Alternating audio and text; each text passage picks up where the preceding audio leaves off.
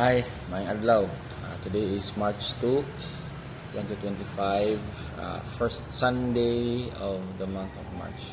And today is sa amo ang simbahan, nag-celebrate ni always o kanang Holy Communion or sa ila pang dituan the last supper niya or balaang panihapon.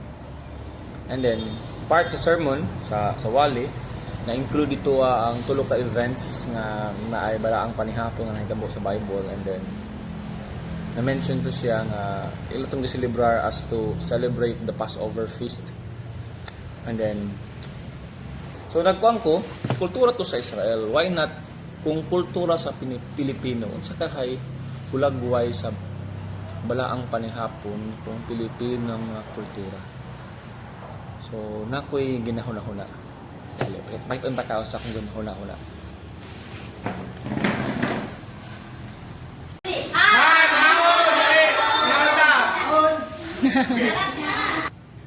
Muni ang naong sa balaang panihapon nga akong nakita sa Bible.